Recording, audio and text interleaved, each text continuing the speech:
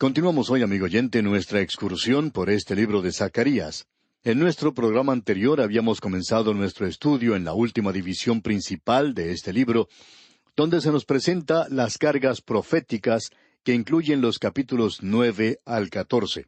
La primera carga profética se nos presenta en los capítulos 9 al 11 y primordialmente tiene que ver con la primera venida de Cristo.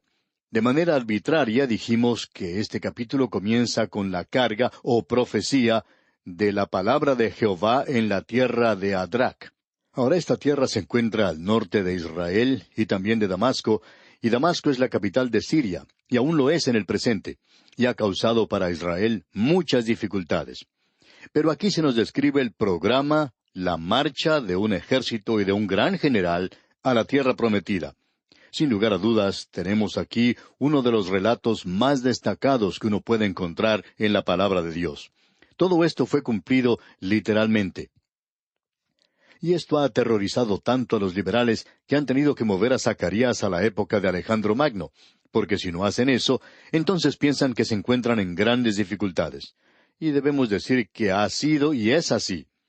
Porque esto describe en realidad cuando Alejandro Magno partió de Europa y se dirigió a Asia Menor, lo que nosotros conocemos hoy como Turquía moderna. Y él se apoderó de una ciudad tras otra.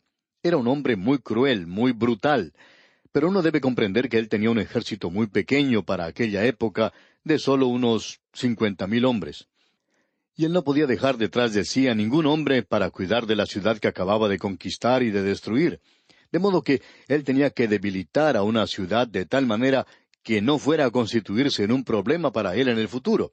O sea que él no quería tener ninguna dificultad en la retaguardia. Así es que él aniquiló y aniquilaba a la mayoría de estas ciudades. Él se destacó por eso.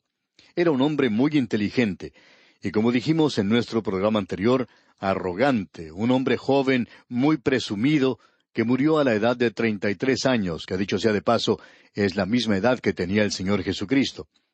Ahora, lo interesante es que la palabra de Dios hace aquí una comparación entre los dos.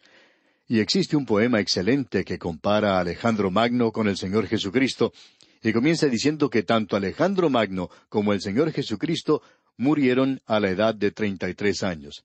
Sin embargo, Alejandro Magno murió borracho después de una noche de orgía y libertinaje. Cuando él llegó a Persia en su marcha, al día siguiente murió. Pero este hombre era un general muy destacado, sobresaliente, y él representa en el libro de Daniel ese tercer gran poder mundial, el leopardo mencionado en el capítulo 7 de Daniel como el macho cabrío que tenía un cuerno notable. Y ese macho cabrío es en realidad el imperio greco-macedonio, y ese gran cuerno, el cuerno notable, es Alejandro Magno. Pero aquí se nos presenta en el libro de Zacarías, y él se encontraba en realidad en esa marcha. Y podemos ver que eso se ha registrado en la historia. El historiador Flavio Josefo menciona las tierras judías y cuenta de la marcha de este hombre cuando él llegó a esa tierra. Y él se apoderó de una ciudad tras otra. Él destruyó en realidad a Tiro y a Sidón. Todos pensaban que Tiro era un lugar inexpugnable, ya que se encontraba ubicada en una isla y era una verdadera fortaleza. Ellos eran muy buenos marineros. Los fenicios formaban una gran nación comercial en ese día y era una de las naciones más ricas. Y Alejandro Magno, con mucha calma y paciencia, utilizando escombros que se encontraban en el continente, construyó un camino que le permitió llegar a Tiro. Y en el día de hoy se puede apreciar la obra que él construyó. Y él se apoderó de Tiro y luego se introdujo en territorio de los filisteos. Y en el versículo 5 de este capítulo 9 de Zacarías leemos: «Verá a Ascalón y temerá, Gaza también, y se dolerá en gran manera. Asimismo Ecrón, porque su esperanza será confundida. Y perecerá el rey de Gaza, y Ascalón no será habitada».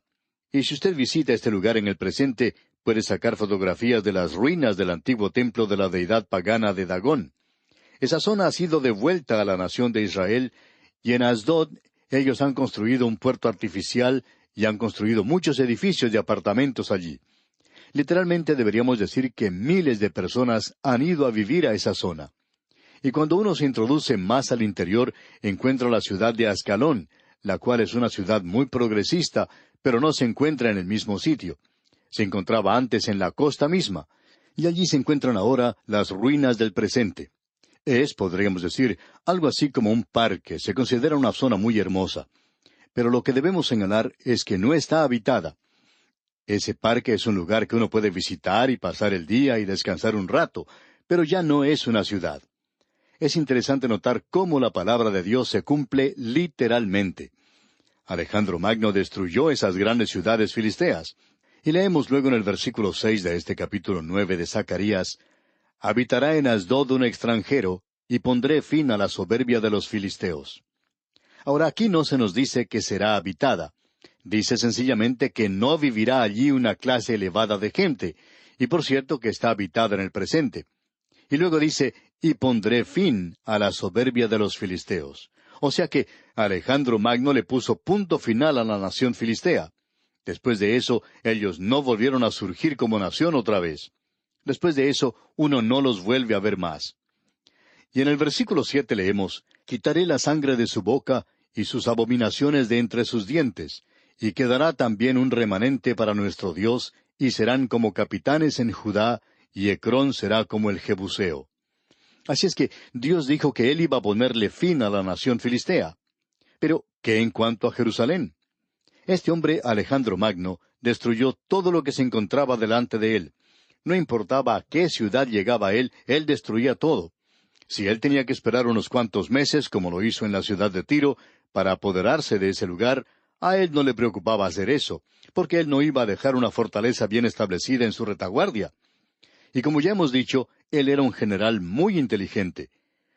Luego tenemos esta declaración un poco extraña aquí en el versículo 8, donde dice, «Entonces acamparé alrededor de mi casa como un guarda, para que ninguno vaya ni venga, y no pasará más sobre ellos el opresor, porque ahora miraré con mis ojos». Entonces acamparé alrededor de mi casa, dice. Bien, este era ese pequeño templo que ellos estaban construyendo. Dios dice, «Yo voy a protegerlo de Alejandro Magno». Leamos una vez más este versículo 8. «Entonces acamparé alrededor de mi casa como un guarda, para que ninguno vaya ni venga, y no pasará más sobre ellos el opresor, porque ahora miraré con mis ojos». Ahora Dios dice eso, y Zacarías tiene el valor de presentarlo aquí, ya que ellos podrían confiar, gracias a la exactitud de la palabra de Dios, que esto iba a ser cumplido. Dios dice que Él iba a proteger ese pequeño edificio, ese pequeño templo. Esto debería haber servido de ánimo a este pueblo para continuar y edificar, porque Dios había dicho, aunque llegue ese gran conquistador mundial, Alejandro Magno, no voy a permitir que él destruya el templo. Ahora, ¿por qué no destruyó él a Jerusalén? Bueno, Nabucodonosor la destruyó. Y lo mismo hicieron los otros generales que marcharon a través de la ciudad de Jerusalén. La mayoría de ellos la dejó en ruinas. Ha sido destruida una y otra vez. Y esa es la razón por la cual, en el presente, no podemos ver ni andar por los lugares donde anduvo el Señor Jesús en las calles de Jerusalén. Ha habido tantos escombros allí que la ciudad se ha construido una y otra vez sobre sus propias ruinas, y podemos decir que un lugar como el estanque de Bethesda, por ejemplo, se encuentra a unos 12 o 15 metros debajo del nivel donde se encuentra la ciudad del presente. Y repetimos que en los días del Señor Jesucristo se encontraba a unos 12 o 15 metros debajo de la superficie actual. Así es que esta ciudad ha sufrido mucho a manos del hombre. Y Alejandro Magno, siendo el hombre brutal como lo era, por cierto que la iba a destruir, la ciudad de Jerusalén, porque había sido la única traba o pega entre todas las naciones. Pero Dios dice, «Entonces acamparé alrededor de mi casa». Dios está diciendo que Él iba a proteger esto. Ahora, ¿hizo Dios eso? El historiador judío Josefo tiene mucho que decir en cuanto a Alejandro Magno. No vamos a tomar el tiempo para leer todo lo que dice, pero solamente vamos a citar algo de esto. Ahora, si usted quiere informarse más detalladamente, puede hacerlo leyendo el libro. Usted puede descubrir que la explicación que él dio era que el gran sumo sacerdote de aquella época tuvo una visión de que él tenía que salir y encontrarse con el conquistador que se aproximaba. Y cuando Alejandro Magno se acercó a Jerusalén, vio a este hombre, al sumo sacerdote, que le salía a recibir. Y en lugar de permitir que su ejército avanzara y que diera muerte a todos los presentes, él se dirigió al templo en Jerusalén y allí adoró. Porque él había dicho que antes de partir de una localidad llamada Días, que él tuvo una visión que iba a encontrarse con un hombre que representaba al Dios vivo y verdadero. Entonces se informa que él fue a Jerusalén y allí adoró. Ahora, otra tradición cuenta que no solo se presentó ante él el sumo sacerdote vestido en sus ropas ceremoniales, sino que él trajo consigo el libro de Daniel, y que le mostró allí en el libro de Daniel lo que Dios había profetizado en cuanto a Alejandro Magno. Y esto le tocó a él de tal manera que entró a la ciudad y ofreció sacrificios y adoró al Dios vivo y verdadero. Y él no destruyó a Jerusalén. Esto hace de esta profecía algo muy destacado, por cierto. Pero todo esto no quita que Alejandro Magno, quien fue un general muy brillante en su época, también fue una persona muy cruel y brutal, arrogante y engreída. Llegamos ahora a una de las porciones de las Escrituras más destacadas. Y nos referimos a un versículo que se usó en la entrada triunfal del Señor Jesucristo en Jerusalén, porque Él también entró a esa ciudad. Y ahora se hace una comparación entre Alejandro Magno y aquel que vendrá, aquel que será el hombre de Dios.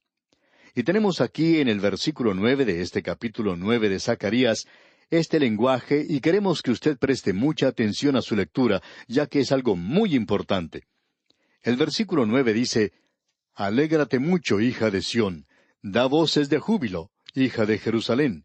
He aquí tu rey vendrá a ti, justo y salvador, humilde, y cabalgando sobre un asno, sobre un pollino, hijo de asna. Ahora, si usted desea leer cómo esto es citado en los Evangelios, puede encontrarlo allá en el Evangelio según San Mateo, capítulo 21, versículo 5. Y probablemente deberíamos buscar ese pasaje y leerlo. Y entonces usted podrá notar allí que hay bastante diferencia entre lo que se menciona en Zacarías y lo que dice en Mateo. Y esto provocó que algunas personas dijeran que esta era una cita errónea de la profecía. Por supuesto que hay personas que están tratando de encontrar errores en la Biblia y no la estudian y ven por qué es citada algo diferente. Veamos entonces lo que nos dice el Evangelio según San Mateo, capítulo 21, versículo 5. Decida la hija de Sión: He aquí, tu rey viene a ti, manso y sentado sobre una asna, sobre un pollino, hijo de animal de carga. Hay ciertas partes de esta profecía que no están citadas. En la próxima oportunidad, Dios mediante, vamos a hablar en cuanto a esta profecía y cómo solo la parte que cita Mateo es lo que fue cumplido. Y la otra parte era la segunda venida de Cristo a la tierra. Veamos ahora lo que dice el Evangelio de Juan, porque Juan también cita esto allá en el capítulo 12 de su Evangelio, versículo 15. Y él dice: No temas, hija de Sión, he aquí tu rey viene montado sobre un pollino de asna. Esto es todo lo que menciona Juan. Ahora, ¿por qué es que esto se presenta condensado y abreviado de esta manera? Bueno, vamos a ver que la porción que se cita en el Nuevo Testamento fue cumplida en la primera venida de Cristo, y la otra parte será cumplida en la segunda venida de Cristo. Esto lo veremos, como ya dijimos, en nuestro próximo programa, y vamos a demostrar lo que enseña. También vamos a mostrar que esto, en realidad, no fue una entrada triunfal, sino que en realidad fue una salida triunfal la que él hizo cuando estuvo aquí antes. Esto es algo que nosotros pensamos ha sido mencionado erróneamente o llamado erróneamente por la Iglesia. También queremos señalar algo más que destacaremos en la próxima oportunidad. Él no entró solamente por un día en esta así llamada entrada triunfal. Él entró por 3 días. Y usted verá, si se fija cuidadosamente en los Evangelios, que, por ejemplo, Marcos, en el capítulo 11, indica que él vino o entró primero en el día del sábado. Y ese es el día que se conoce como Domingo de Ramos. También era Sábado de Ramos, y él entró como rey. Él entró y no hizo nada, como nos demuestra Marcos, y solamente miró alrededor del templo y de la ciudad. Allí no estaban los cambiadores de dinero. Era el día del sábado. Y él entró como el rey, y rechazó a la ciudad y al templo. Él no hizo ni dijo nada. Luego salió y lloró sobre la ciudad de Jerusalén, pero como rey. Luego, él entró el segundo día, que era domingo. Era el Domingo de Ramos. Los cambiadores de dinero estaban en el templo, y él limpió el templo. Él entró en ese día como sacerdote. Usted puede ver esto allá en el capítulo 21 del Evangelio según San Mateo, versículo 12. Él entró como el sacerdote. Luego, él regresó por tercera vez el lunes. Yendo de camino, él maldijo la higuera. Y el evangelista Mateo, en el capítulo 21 de su Evangelio, versículo 23, nos dice que él enseñó en el templo. Él vino como el profeta de Dios. Así es que él vino como rey, como sacerdote y como profeta. Y cualquier israelita instruido sabía lo que él estaba haciendo. Él se estaba presentando a sí mismo como el Mesías. Entonces, ¿entró él de manera humilde por el hecho de estar montado en un pollino? Y la respuesta es no. Él era manso y humilde, pero no porque estuviera montado en un pollino.